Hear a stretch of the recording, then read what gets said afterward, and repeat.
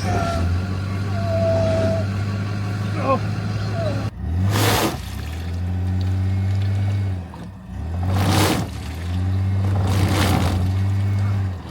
guys, in this video, I'm going to tell you the unlikely story of Sean's off-road recovery right here in Hurricane, Utah, located near Zion National Park. And yes, those are the proper Utah pronunciations of those two words. Our story begins in a beautiful Bureau of Land Management campground near Moab, Utah. We were staying in one of 27 such campgrounds in that area. This is pretty great. Here's a look at our current campsite in Utah, located somewhere near the town of Moab. We are in a Bureau of Land Management campground, and we're very happy in this space. It's a beautiful evening and we have a beautiful site. Our site has no water, no power, no sewer, but we do have a picnic table, a fire pit, and a lovely wife who is busy setting up the Starlink. Life is good. This campground does have one very unusual amenity, and it's located right behind door number 1. Or should I say, door number 2. That's right, an outdoor toilet with a view. And the only problem with these campgrounds is that they're too good to leave. You tend to linger when you find a good site. The sites are only $15 a night, and you can stay up to 14 days. So we were relaxing and enjoying ourselves in Moab when my wife looked at the weather forecast. She came to me and said, I really think we should leave today, right now, because the weather in Utah is about to turn bad. We're about to get some snow in the higher elevations. And the issue really is not so much with snow in the Moab area, but with towing our rig anywhere, we would have to pass through high elevations, and those areas would probably receive some snowfall. Yes, a winter storm is rolling into Utah. Sometimes discretion is the better part of valor. Isn't that the old expression? At the very least, a lot of rain is probably going to come into this area, and it will turn this beautiful sandy terrain into mud, and that won't be quite as fun. And secondly, in the higher elevations, there's going to be snow, possibly quite a lot of snow. We pulled up stakes, rolled out of our beautiful campsite near Moab, and we headed over to Richfield, Utah. Christy checked 6 different weather forecasts. Everyone predicted rain for Richfield, Utah on the Tuesday morning before Thanksgiving. So we arrived in Richfield after dark, and we parked in an obscure corner of the local Walmart parking lot. Well, the next morning rolled around. Oh,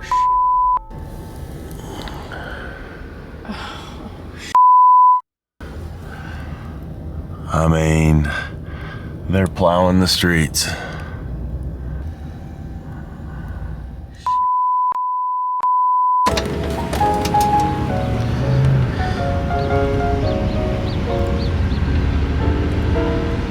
It's a Walmart winter wonderland. Here's a current look at the mess with which we are faced. It's almost noon here in Richfield, Utah, and the Walmart parking lot is a slush field. We're surrounded by snow. It's still snowing pretty hard. A lot of it is melting when it hits the asphalt. A lot of it is not. Apparently there has been some sort of wreck across the street, some sort of accident, and that's the kind of thing that happens in this kind of weather. Visibility is relatively poor. You can see, but there is kind of a fog in the air, a mist, and it's just tough sledding at the moment, literally. So we are probably going to stay put for a while longer in the hopes that some of this mess will clear out. Now, the reason this parking lot is navigable is because a snowplow has been working diligently for the past several hours to scrape this stuff away.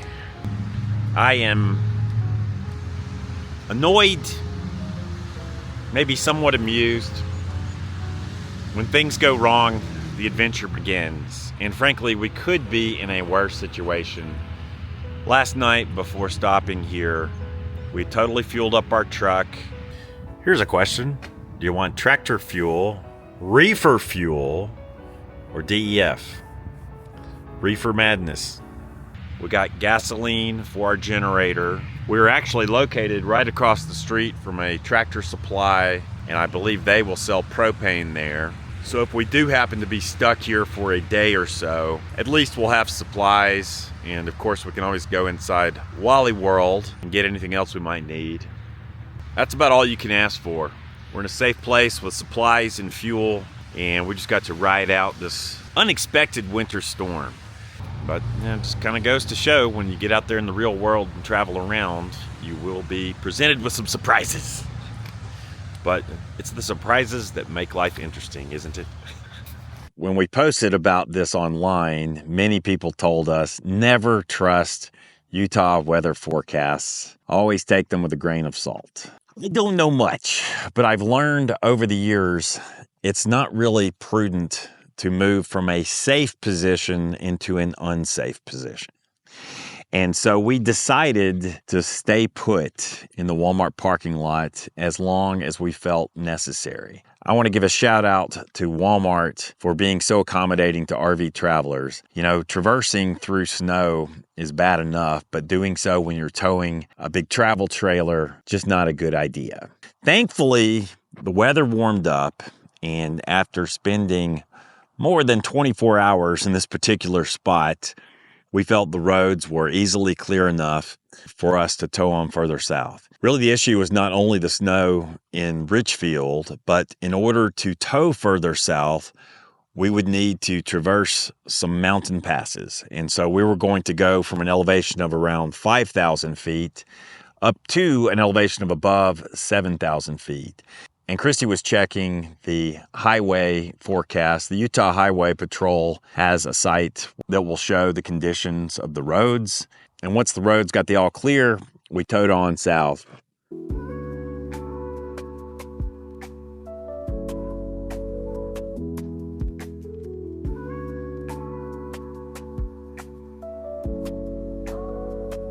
And we actually arrived in this area near Hurricane, Utah. This is known as the Hurricane Cliffs Recreational Area. And really, it's just a beautiful big patch of Bureau of Land Management land. You just pull in here and you grab a spot. Now, as we've mentioned before, in these areas, there is a little bit of uncertainty with regard to road quality. And so something that we do before we go into a place like this is fly our drone and kind of like do an advanced sweep with the drone and see how everything looks. And if everything looks clear, we continue on into the area. Plus, you can kind of choose your route. So that is a benefit for you drone pilots out there. You can sort of check out these BLM areas before you commit to pulling your rig into the area. So we actually arrived in this spot on Thanksgiving Eve and prepared ourselves for a very unconventional Thanksgiving. And normally we are further east this time of year. This year played out a little bit differently, and we found ourselves out west. I'm not really complaining to be in such a beautiful spot for Thanksgiving Day. We ended up going to sleep pretty late at night, and we're awakened the next morning by a knock on the door. And honestly, I thought maybe there would be some members of Loloho Nation at our front door wanting to say hello. No, at the door were a couple of young Asian gentlemen who I could hear speaking Mandarin amongst themselves. And then they addressed me in English and said, "Our vehicle is stuck in the mud. We were wondering if you could help us tow it out." Here's where the story of Sean's off-road recovery begins. Oh, it's a little trickier. So is it all-wheel drive or rear wheel? Yeah, all-wheel drive. So maybe. Yeah.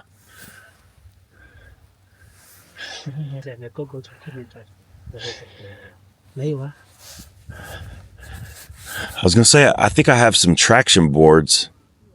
We might try that first and get it going. 放在轮子下面。哦，可以的，我们到处看。Yeah, maybe we'll come back, you know? Yeah. I was like, oh shit. Yeah, I understand. It happens. Yeah. I'll just try.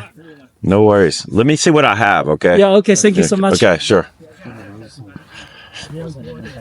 Of course, I wanted to help get the vehicle unstuck from the mud. Now, you might be wondering what we carry with us to get unstuck if we are ever stuck. And truthfully, there have been very few times over the years when we have found ourselves stuck. Even though we've spent plenty of time on BLM land and we've taken our rig down many a dirt road, usually I've found if you choose your route wisely, you can avoid trouble. It's like with a lot of things in life. You can see the trouble areas and you can avoid them. Well, in this particular spot where we're camping, there are a couple of really muddy areas in the center of the land.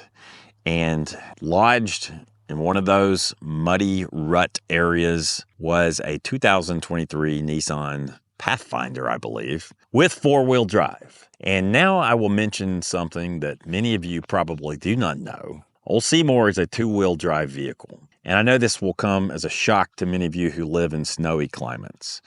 But back when I was shopping for a tow vehicle for our Airstream, I'll never forget some advice that I received from a tow driver, a guy who had towed a lot of stuck vehicles out of problem areas. He told me that four-wheel drive is good for getting you a little bit further down a road that you shouldn't have been on in the first place.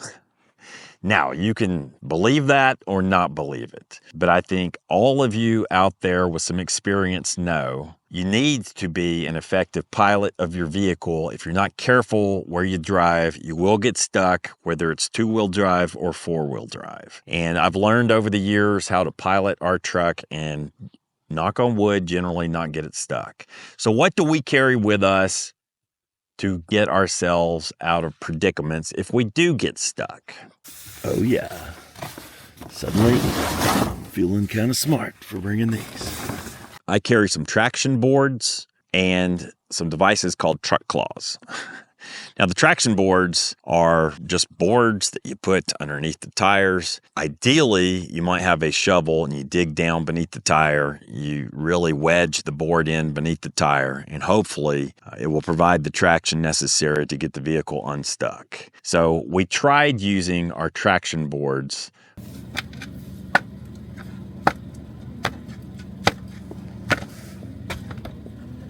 Okay, wait, try that.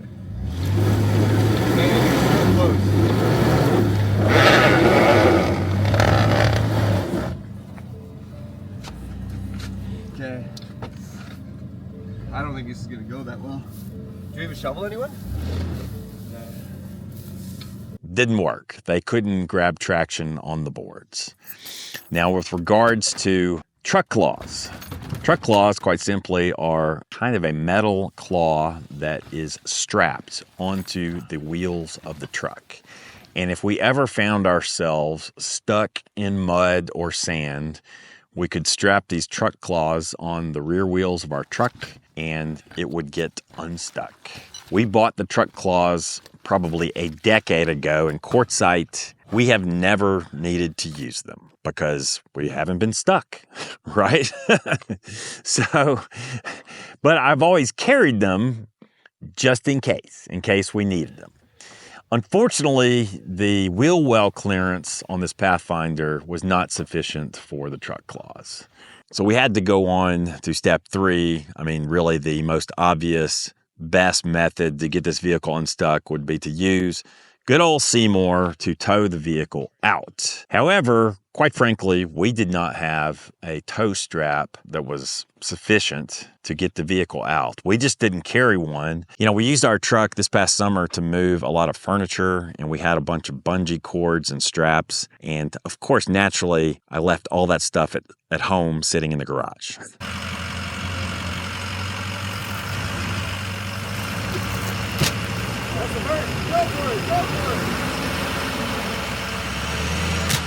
No, there it goes.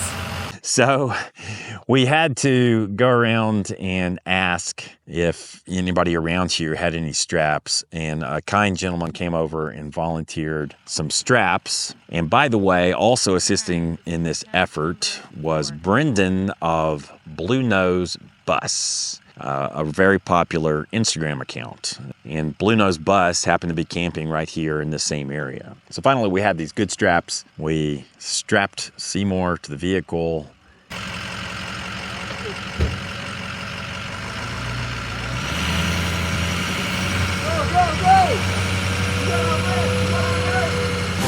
Yay! Woo!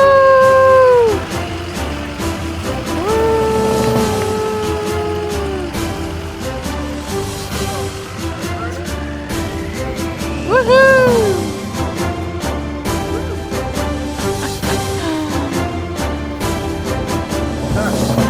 Yay! Well, Welcome to Sean's Off-Road Recovery. What lessons can we learn? Well, I mentioned my philosophy previously. You can often avoid problem situations by making good choices and decisions. This is not to be judgmental in any way of the gentleman who got stuck, because I would wager everybody out there, whether you have a 2-wheel drive or 4-wheel drive, has gotten stuck. So it happens to everyone sooner or later if you take your rig in enough off the beaten path places. So I think this illustrates the value, first of all, of sitting put if you find yourself in potentially a dangerous situation. Secondly, of choosing a good path when you're traveling through an area. And I think what happened in this situation, quite frankly, he probably saw this muddy patch and thought it would be a lot of fun to plow through it. And he plowed through it and got stuck. So it could happen to anyone, but there's plenty of area around here where he could have easily navigated around the worst muddy patch. Thirdly, I think we've learned the importance of preparation. You know, after this situation, I've vowed that I'll always have some sort of strap in our truck so that we can tow people out if we need to, or I guess potentially be towed if we found ourselves stuck. I'm also going to look into getting some sort of winch installed on old Seymour. Again, we have very rarely had any type of situation where we've been stuck. Probably the most famous time we were ever stuck, it happened in Yellowstone National Park when there was a sudden snowstorm and everybody in Yellowstone got stuck right then. And in fact, we saw 4-wheel drive vehicles spinning out of control off the road. So I think the final lesson is about preparation. We're going to do a better job in the future of bringing the tools with us that we need to help other people when they find themselves stuck. And no, Matt's Off-Road Recovery has no need to worry. I think there is little chance that I will be entering the off-road recovery business at any time in the near future. So that's it, guys. Just wanted to give you look at what we've been dealing with lately. We've been having a lot of fun traveling in Utah. We're not usually out here this late in the season, but overall it has been a blast. And, you know, something I've discovered is when things go wrong, the adventure begins. And frankly, if everything in your travels went smoothly, it'd be a pretty boring life. So what you have to do is when you have a problem, just deal with it cheerfully and make the best of it. And actually, the problems that you encounter end up making for the most entertaining stories at the end of the day. So that's it, guys. Yet another unusual episode of Long Long Honeymoon, the longest running honeymoon themed show on the interwebs. As always, thank you guys for tuning in. If you're new to our channel, please subscribe. We'll have more videos like this coming at you in the very near future. Until next time, I'm Sean. This has been Long Long Honeymoon, where we say, lo ho.